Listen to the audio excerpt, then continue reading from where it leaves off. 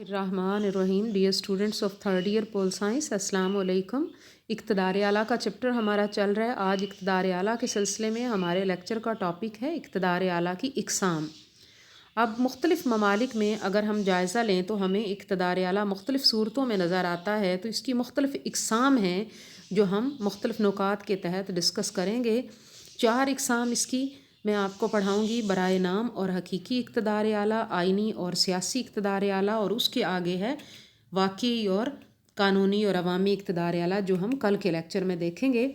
تو اقتدار اعلیٰ کی پہلی 2 اقسام برائے نام اور حقیقی، اور پھر آئینی اور سیاسی اقتدار اعلیٰ، یہ کون کون سی ہیں؟ کیونکہ یہ اتنا طویل تو نہیں ہے، لیکن سمجھنے میں آپ کو تھوڑی سی جو ہے وہ دقت ہوگی، اس لیے یہ 2 کر کے میں آپ کو بتاؤں گی۔ برائے نام اور حقیقی اقتدار اعلیٰ سے اس میں سب سے بڑی مثال ہم برطانیہ کی دیتے ہیں، جو میں نے آپ کے سامنے لکھ دیا ہے۔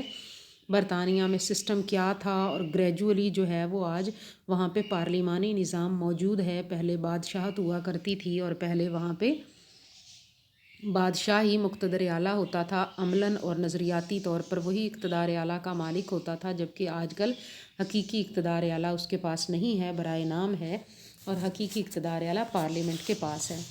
تو بعض ریاستوں میں سربراہ ریاست کے اختیارات بہت وسیع ہوتے ہیں، اور بعض میں اسے برائے نام اختیارات حاصل ہوتے ہیں۔ ان حالات میں سربراہ ریاست قانونی طور پر تمام حکومتی امور کی نگرانی تو کرتا ہے، جہاں پہ اس کو برائے نام اختیارات حاصل ہوتے ہیں وہاں وہ قانونی طور پر تمام حکومتی امور کی نگرانی تو کرتا ہے۔ اس کا مطلب یہ ہے کہ امور حکومت اس کے نام سے تو چلائے جاتے ہیں، لیکن عملی طور پر وہ خود ان کو استعمال نہیں کر رہا ہوتا۔ وہ نام کی حد تک اقتدار اعلیٰ کا مالک ہوتا ہے، لیکن حقیقتاً اس اقتدار کا مالک کوئی اور ہوتا ہے، اس کو استعمال کوئی ان پاورز کو اور کر رہا ہوتا ہے۔ اگر سربراہ ریاست برائے نام اختیارات کا مالک ہو تو اسے برائے نام مقتدر اعلیٰ یا علامتی مقتدر اعلیٰ یا رسمی مقتدر اعلیٰ کہتے ہیں۔ اب جیسا کہ میں نے شروع میں بھی آپ کو بتا دیا کہ مثال کے طور پر برطانیہ میں ملکہ برائے نام یا علامتی اقتدار اعلیٰ کی مالک ہے۔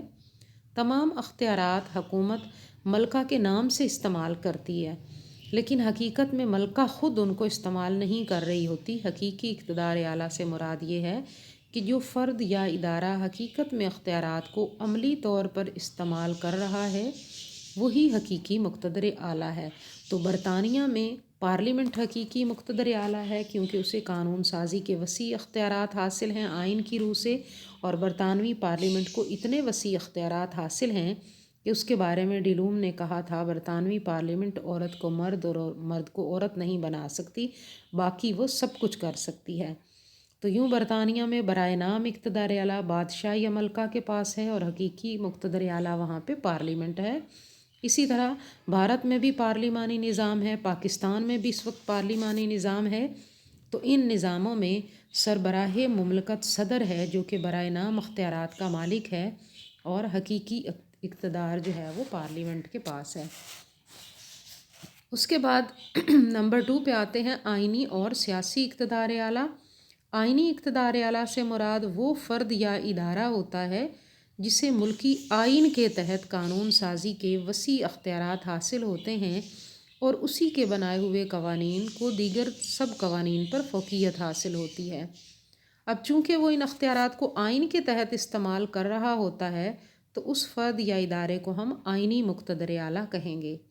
انگلستان میں پارلیمنٹ آئین کی روح سے ہر طرح کی قانون سازی کی مجاز ہے، اس لیے آئینی اقتدار اعلیٰ کی مالک وہاں پہ پارلیمنٹ ہی ہے۔ آج کل جمہوری دور میں اقتدار اعلیٰ کے مالک رائے دہندگان سمجھے جاتے ہیں، جو در حقیقت حکمرانوں کو منتخب کرتے ہیں اور ان کو ہٹانے کے بھی مجاز ہوتے ہیں۔ تو رائے دہندگان کا جو اقتدار اعلیٰ ہے اس کو ہم سیاسی اقتدار اعلیٰ کہتے ہیں۔ ڈائسی کہتا ہے کہ سیاسی اقتدار اعلیٰ وہ طاقت ہے جو قانونی اقتدار اعلیٰ کی پشت پر موجود ہوتی ہے، اور جس کے سامنے قانونی اقتدار اعلیٰ کو جھکنا پڑتا ہے۔ یعنی قانونی اور آئینی یہ ایک ہی بات ہے۔